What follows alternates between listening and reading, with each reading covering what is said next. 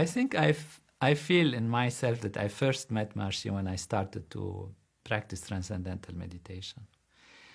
Because Maharishi's reality is on the level of his being, his inner self. So in that sense, as soon as I started meditating, and this was in the early 70s, I experienced that reality which is transcendental, which is beyond the sensory level, which is inner, which is more abstract, but more full, more holy, more together, more peaceful, more blissful. And that inner experience, of course, I didn't know exactly what it was, except through the course of transcendental meditation. We are told, and everyone is told, that this is the unified field, this is pure consciousness, this is the source of everything. And so in that sense, I feel this comes from somewhere very deep, very important. And I got very interested to follow up on that. I was a medical student, and not even medical student, I was a pre-medical student. And I had a lot to work on and a lot of studies. So I never thought I'd be able to give this knowledge more than the few minutes were already too much, 20 minutes a day, twice a day.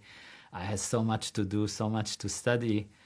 And I was in my mind thinking, oh, how wonderful those people who are so lucky to be next to Maharishi and to have this knowledge and to have enlightenment and to have the ability to really know themselves, which is what motivated me throughout my life, the desire to understand life. And to understand life first comes from understanding, if we can, at least that which is nearer to us in terms of life, and that's ourself, who we are, why are we here, what can we achieve. And that can be on a surface level, of course, know who you are, know yourself, etc. People think know yourself means know how are your qualities, your problems, and know how to work around them and know how to achieve around them. So when you know what to expect, you can at least not have disappointments, and you can know how to develop what is good in you, what is strong in you. But in fact, know thyself took a completely new meaning with transcendental meditation. And that is know to yourself to be everything. You know yourself to be wholeness. Know yourself to be the source of everything, to be the unified field of natural law.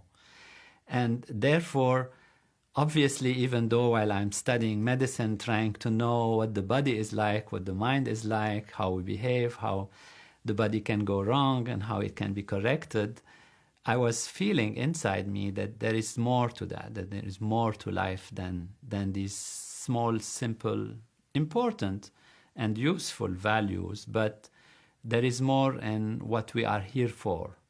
And therefore, gradually I got to learn the Transcendental Meditation City program, and suddenly I saw myself putting much more than 20 minutes twice a day, had to mix up this with my internship and my studies. And I wanted to actually starting to give this knowledge to others. I was so precious for me on a personal level. Of course, the scientific research was overwhelming in terms of how effective it is, how wonderful it is, and how useful it is. But ultimately, the desire to give it more and to be in it more comes from the inner experience. The inner experience was so fulfilling that you just want all your friends, all your people you love, and everyone in the world to just use it. Why don't you use it? And one of the things that one could do to use it is to become a teacher of transcendental meditation. So I went to Switzerland at that time, was in the 80s, just had finished my medical schooling, and met Maharishi there, was lucky to meet him there, took the course, and continued on that path. First time I saw him was in Salzburg. I was passing by and he was passing in this corridor. It was for me an incredible sight because I felt this is the person who has given wholeness from this holy tradition. It's so precious, such an enlightened experience in life, such an enlightened personality that I really wanted to meet him. And the first time I met him was in Salisbury itself, and a beautiful place in Switzerland. And there was a conference on health. I got to be there for a few minutes with him.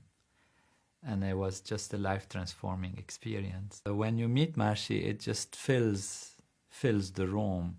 And he had such an undescriptible, really, presence that for that moment, the one thing you feel is that you are the most important thing in the world. The way he looks at you in the eyes, and he gives all his self to you. And this was during a conference where there were many scientists and doctors and all knowledge professors and teachers. And I just came to him and I offered him a flower. And he suddenly, as if everything disappeared and was just him and me.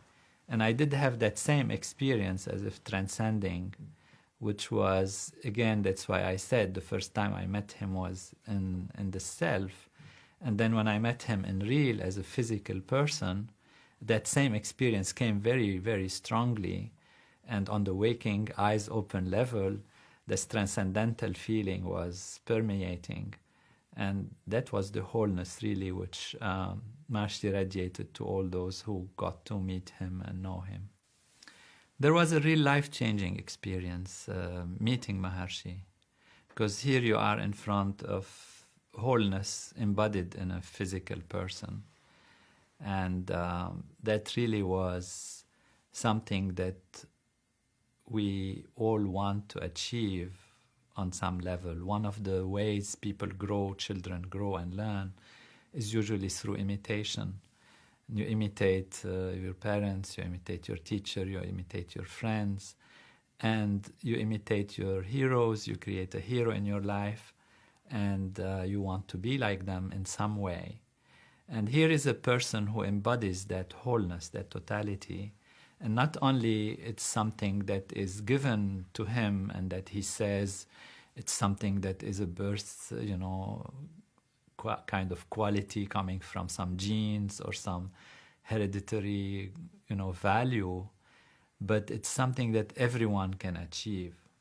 So it's like your hero telling you you can be the hero too, and I'm not here to just tell you it's difficult. To the contrary, it's very easy and everyone can do it.